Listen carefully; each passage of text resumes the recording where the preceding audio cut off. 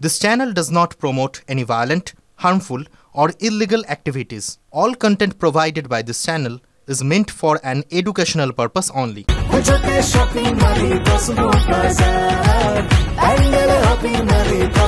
Cosmo বাজার পুজোর shopping two pandal hopping সঙ্গে রয়েছে দারুণ আকর্ষণীয় উপহার। সরাসরি চোখ রাখবো দত্তপুকুরের একটা হোটেলে ভাঙচুরের ঘটনায়। সিসিটিভিতে এই ভাঙচুরের দৃশ্য ধরা পড়েছে। আপনাদের জানাই মূলত এখানে অভিযোগ করা হচ্ছে তৃণমূল কংগ্রেসের এক নেতার অনুগামীরা এই ভাঙচুর চালিয়েছে। দেখুন, তৃণমূল নেতার অনুগামীদের বিরুদ্ধে শুধু ভাঙচুর নয়, লুঠেরও অভিযোগ করা হচ্ছে। পুলিশ সুপারের কাছে অভিযোগ দায়ের করেছেন ওই হোটেল ব্যবসায়ী।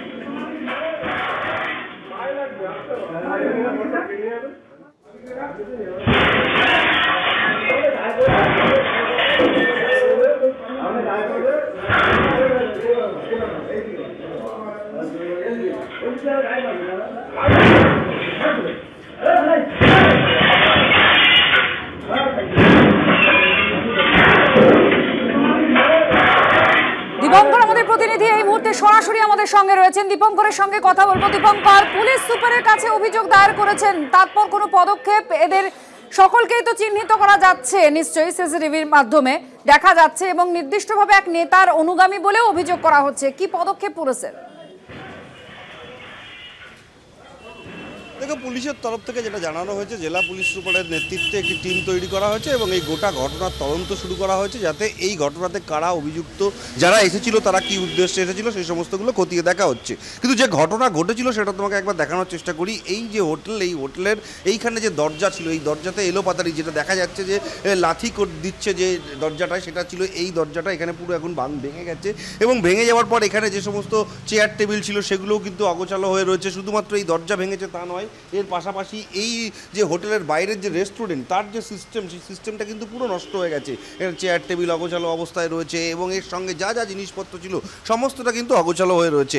হোটেল মালিক কর্তৃপক্ষ এই ঘটনা যখন ঘটায়, যে একসঙ্গে 5-6 জন আসে এবং তারপর এইভাবে তারা ভাঙচুর চালায় এবং একই সঙ্গে ক্যাশ থেকে টাকা লুট করে, এমন সব অভিযোগ নিয়ে দত্তপুকুর থানায় গেছিলেন। দত্তপুকুর থানার পুলিশ এই গোটা ঘটনা তেমন গুরুত্ব দেননি বলে তার অভিযোগ, এবং তারপর তিনি জেলা পুলিশ সুপারের কাছে অভিযোগ জানিয়েছেন। সেই অভিযোগ পেয়ে জেলা পুলিশ সুপার ইতিমধ্যেই তদন্ত শুরু করেছেন। কিন্তু প্রসঙ্গ হচ্ছে, এই ঘটনা কেন ঘটলো, এই ঘটনা কি আদতে অভিপ্রেত?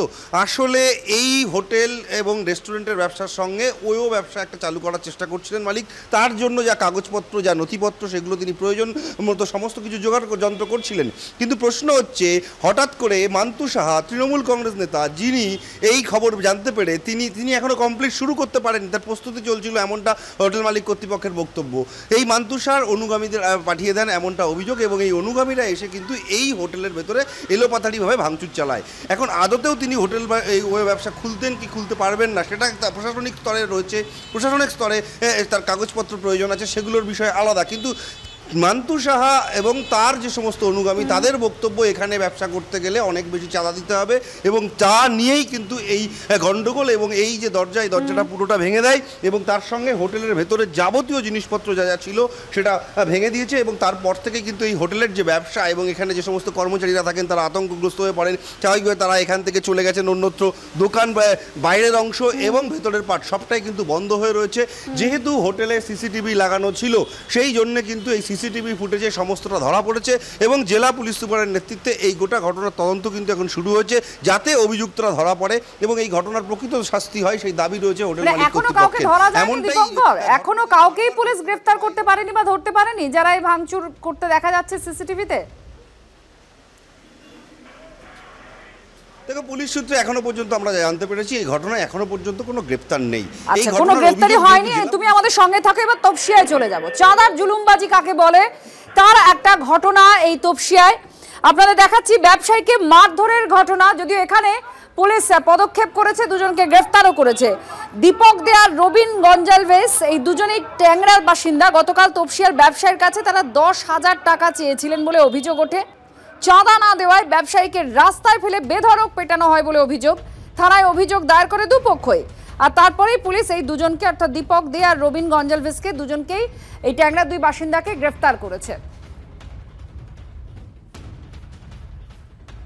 আর এবার আপনাদের শোনাবো মুখ্যমন্ত্রী মমতা বন্দ্যোপাধ্যায় পুজোর যে অনুদান প্রসঙ্গে কি বলেছিলেন, আপনাদের শোনাবো। কারণ এই চাওয়ার জন্য যে জুলুমবাজির ঘটনা বা অভিযোগ একের পর এক সামনে আসছে, তার পরিপ্রেক্ষিতে আপনাদের এই বক্তব্য শোনাবো যে মুখ্যমন্ত্রী মমতা বন্দ্যোপাধ্যায় কি বলেছিলেন। এবার কত? এই আগের বার 85,000 দিয়েছিলাম, এবারে 90 করি। তারা কি চায়? 90, 95, 1, ওকে 1,10,000।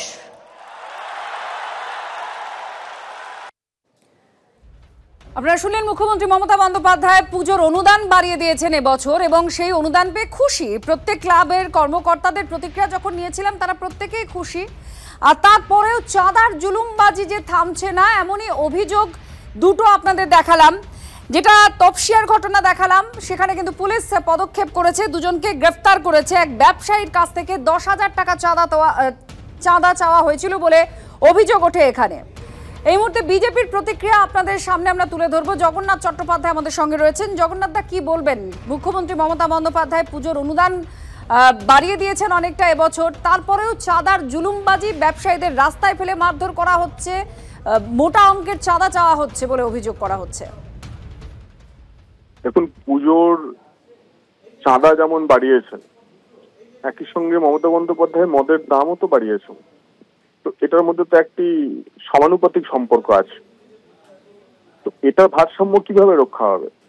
এটার ভারসাম্য রক্ষা হবে যেখানেই তৃণমূল পরিচালিত পুজো, কারণ তৃণমূল পরিচালিত পুজো ছাড়া তো তৃণমূল কংগ্রেস অন্য কাউকে অনুদান দেয় না। তো যেখানেই তৃণমূল পরিচালিত পুজো, সেখানেই হচ্ছে এটা জোর করে চাঁদার জুলুম হবে। এবং নিশ্চিতভাবে আপনি জানুন, নিজেদের মধ্যে মারামারি করবে, জোর জুলুম করবে।